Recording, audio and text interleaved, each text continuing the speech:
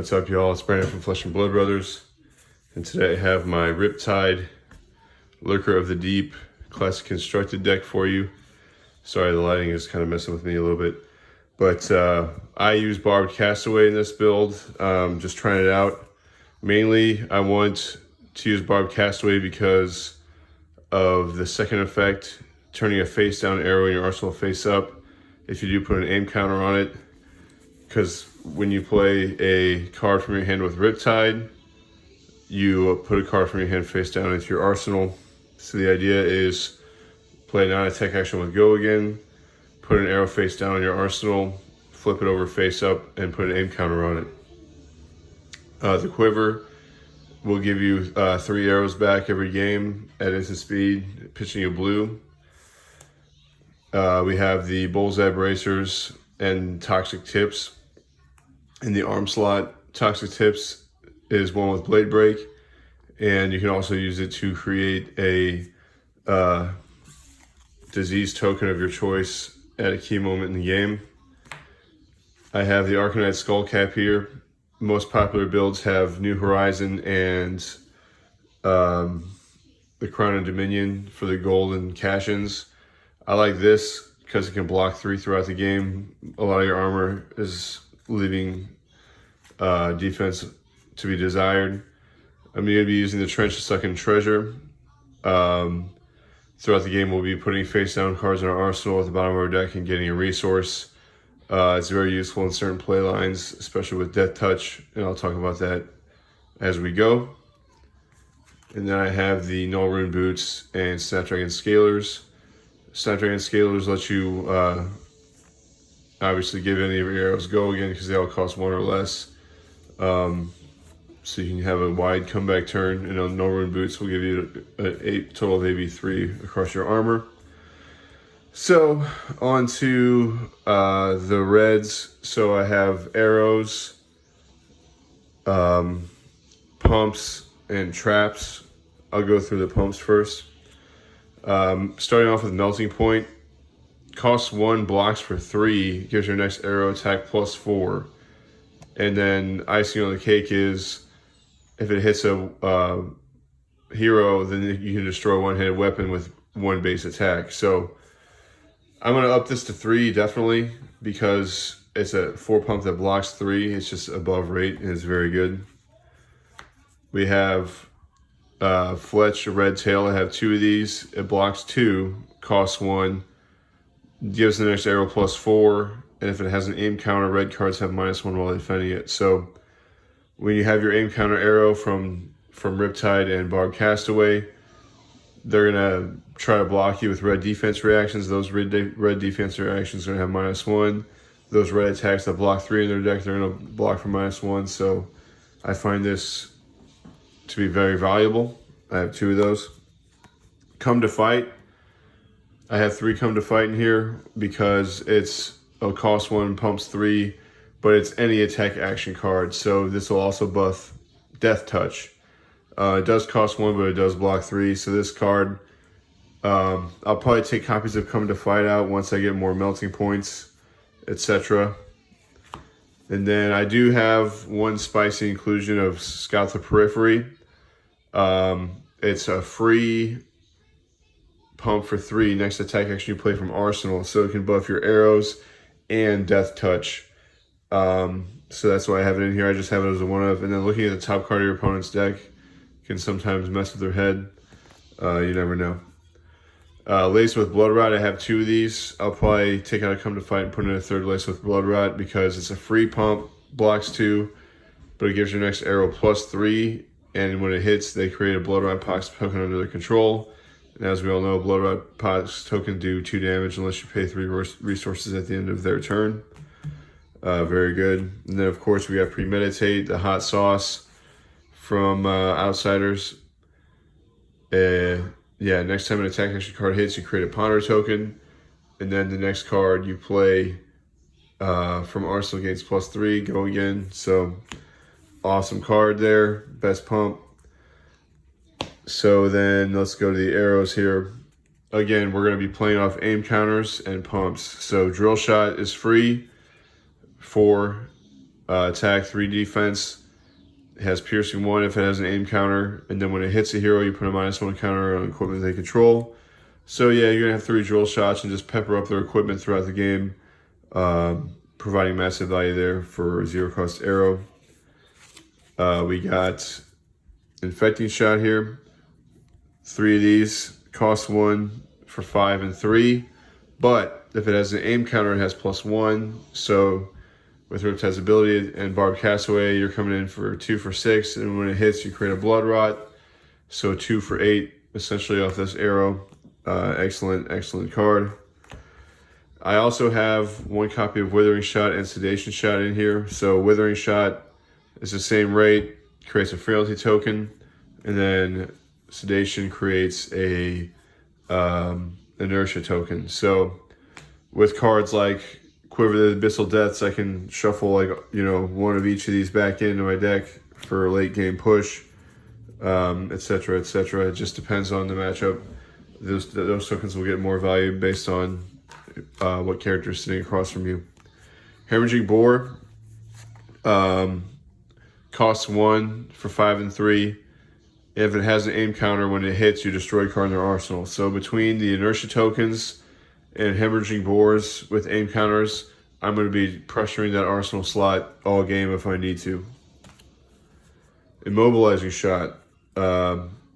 I want to get a 3rd one of these probably. It's a 0 for 4, blocks 3.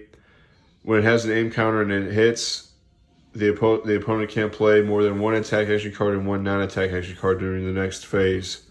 So against Rune Blades, this is amazing because they want to play, you know, obviously 1 of each, but they want to keep chaining things together. And then Hunters, they can't like double pump or triple pump their arrows. They can only use 1 pump. So again, this deck's all about just making your turns just small. So yeah, amazing arrow. Might want to go to 3. Barbed Undertow, again, plays off the aim counter. When it hits and it has an aim counter, you name a color and they can't pitch cards of that color. So against Guardians, obviously you name blue. They can't pitch any of their blues to swing their attacks. Wizard, you name blue, so they can't do any shenanigans. Against Hunters and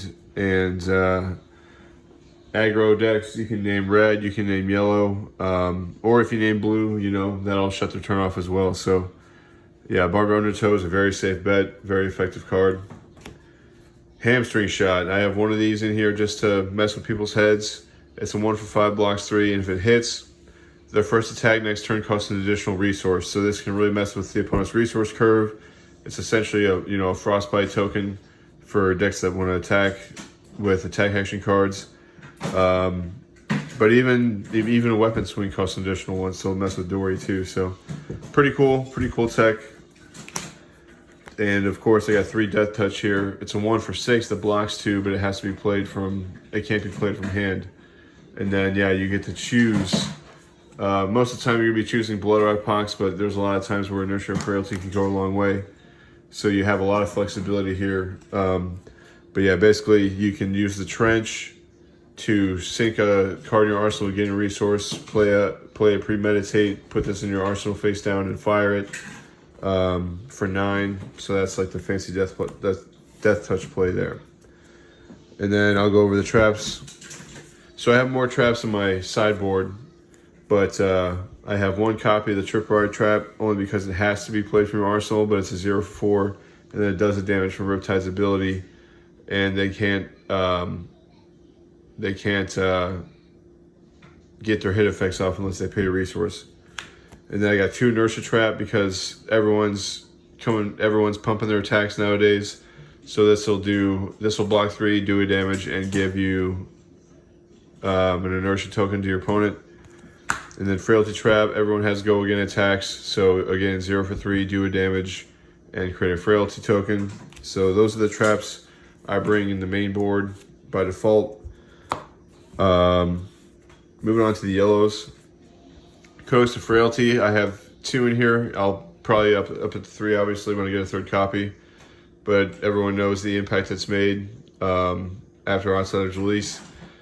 So this is going to get cards like Death Touch back into your arsenal, or those Infecting, Sedation, or Inertia shots. drill shots, even just anything you need, it's going to be there. You can get a free arrow, or you can get an arrow that requires resources, just depending on how your turn's looking. But yeah, 2 of those. And I do have a Codex of Inertia just because I didn't have the 3rd Codex of Frailty. But this card's kind of nice because if you get a shitty arsenal card, you can always trench it away. But if you put a shitty card in their arsenal, you're getting a lot of value out of that. And you're putting an Inertia token under control, so the next turn's not going to be too impactful. So yeah, pretty cool. Deadeye. 2 of these, I'll probably up it to 3 if I get a 3rd one. But it's a 1 for 3 pump. It also blocks 3. But next air gains +3. If it has an aim counter, when it hits, you can look at their hand and choose a card, and they discard it. So if you combine this with something like Barbed Undertow, you can see their hand and name the perfect color for them not to pitch and just shut down their whole turn. Pretty sick. And I have 2 yellow Death Touch in here just because it's a 1 for 5, blocks 2.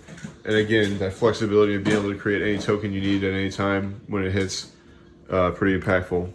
And then I have 1 yellow Infecting Shot just because it's so above rate. This is a 1 for 4 or 2 for 5 with the threat of the Bloodrot Pox. And then yellow traps. I have 2 boulder traps. When it defends an attack with greater than space, you put a -1 on counter equipment. So you have this, and you have drill shots just constantly putting holes in your opponent's equipment. And then Pitfall Trap has to be played from Arsenal, so I only have 2 in here. But this will do 1 damage for Riptide's ability, then 2 more damage unless they pay a resource. So you're getting a lot of value out of these. I might even add a 3rd one just because of the sneaky damage. And then finally the blues. A lot of people are running very, very low blues. I'm running 1, 2, 3, 4, 5, 6, 7, 8, 9, 10, 11, 12, 13, 14. This has 14 blues in here. So I do want to be running a good amount of blues because I want resources floating around for aim counters and Barbed Castaway and my arrows and my pumps. I want to be able to pay for everything. So I got 3 drill shot blue. Again, just constantly pressuring the opponent's equipment. I have 1 blue Hamstring Shot. Just, that frostbite effect can be sneaky. 1 blue Hemorrhage Bore. Just another way to threaten that arsenal between the Inertia tokens and the 4 Hemorrhaging Bores total. And then obviously, well, not obviously, but I do have a blue of each of those shots as well because, yeah, again, you want to be threatening with these tokens, slow your opponent down so you can kind of just keep your hand high so you can pump and shoot these devastating arrows. I have 1 Infectious Host. This card's kind of sneaky because it doesn't need to hit. It's just whenever it attacks, you put all the tokens on you onto your opponent. So if your opponent peppers you up with tokens, you can just send them back their way. So it's pretty useful blue. 1 blue Toxicity. Just, it's a blue 3 pump, so I just wanted to get my blue count a little bit higher. And this is a blue for 3. Not too bad. Burdens of the Past. This is just kind of a spicy include. Just kind of like South of Periphery was, but it's a 0 for 3 with Go Again. Shut down defense reactions at a certain time of the game. So pitch this blue down, sink this blue down, and maybe it can help you close out the game. Just kind of 1 of sneaky copy. And then obviously I have the Buzzsaw Trap, which, cuts an attack back down to its base value, which is pretty insane. Collapsing Trap, when it defends a Go Again attack, they have to discard their hand and draw 1 less. And then I don't have the Snake Pit Trap yet. I'm going to get the Snake Pit Trap in here. But I do have the Rockside Trap because it's a blue that blocks for 4 essentially, and it does a damage with Riptide. So that's a good overview of the main board.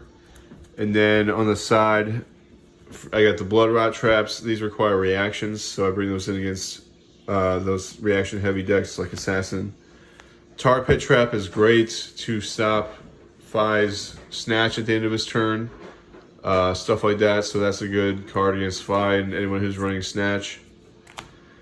Feign Death is a nice little 1 of for Kano and heroes that dominate big attacks. Yeah, definitely.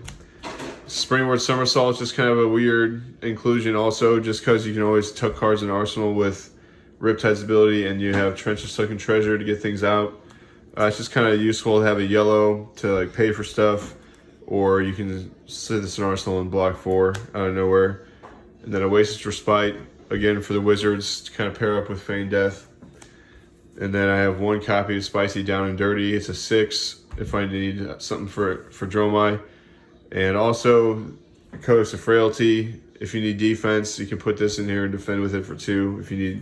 If your opponent uses Codex of Frailty on you and you need defense bad. So cool little spicy card there. So this is my little bit of everything introduction to Riptide deck. I've been trying it out.